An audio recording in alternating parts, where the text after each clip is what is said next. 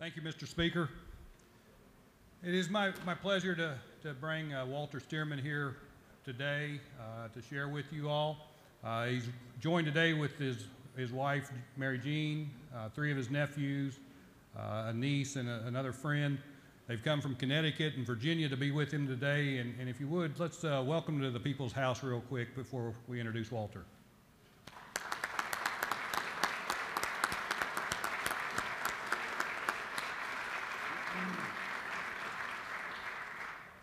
In 1966, the legendary performer Red Skelton was concerned that school children reciting the Pledge of Allegiance every morning in their schools were just simply saying the words and not paying attention to what they were saying.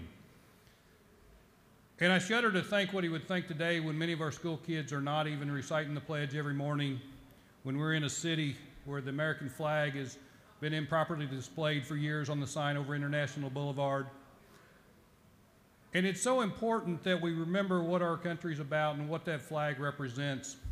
And I had the fortunate opportunity to hear Mr. Stearman recite those words of Red Skelton at our Independence Day parade in Loganville. And as I listened to him, I realized every morning as we recite the pledge here, there are times when my mind is elsewhere, thinking about legislation, thinking about committee meetings, and I also forget those words and what they mean. So with no further ado, it is my privilege to introduce Preacher Walter Stearman to share those words of years ago with you. Preacher Stearman.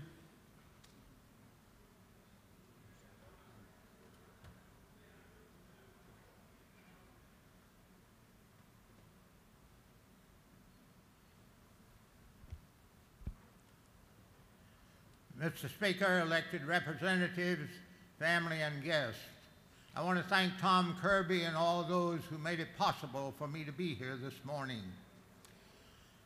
The following words were spoken by the late Red Skelton on his television program when he related the story of his teacher, Mr. Laswell, who had come to think of the students as regarding the Pledge of Allegiance as merely something to be recited in class each day.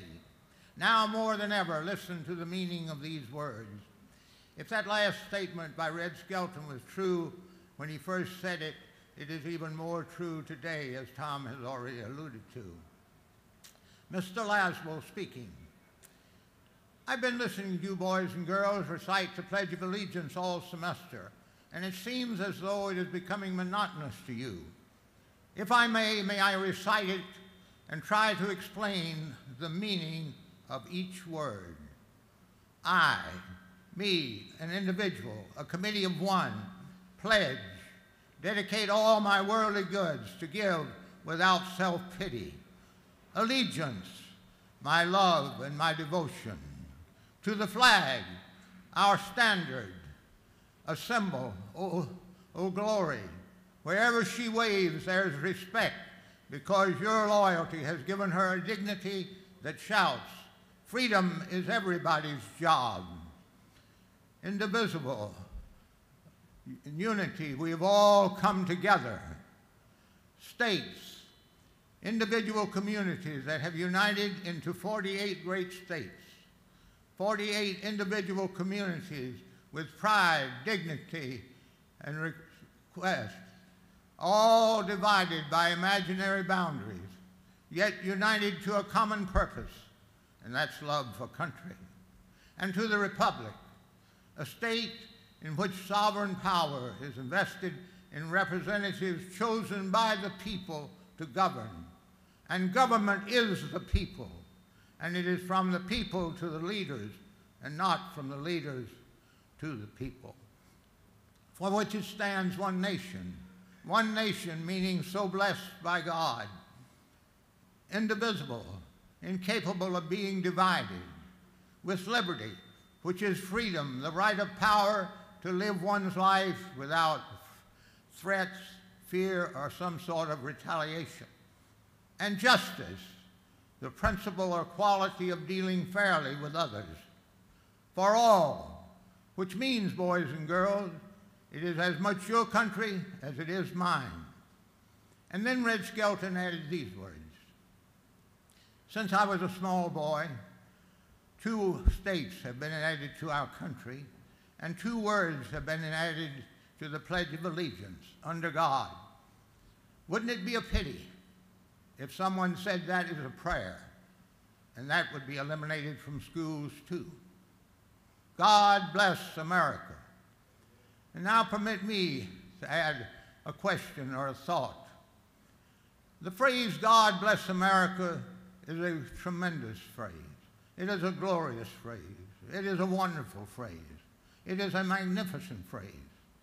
But more than that, wouldn't it be better if by our thoughts, our actions, the way we conduct our affairs, the way we live our lives, if we would give God reason to bless America? Something to think about this Friday, January the 24th, 2014.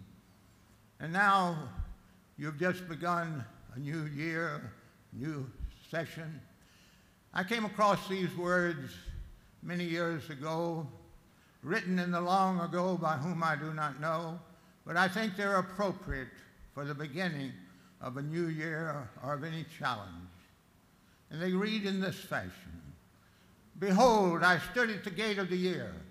I asked the keeper to give me a light, that I might tread safely into the unknown. And he said unto me, Go out into the world, put your hand in the hand of God.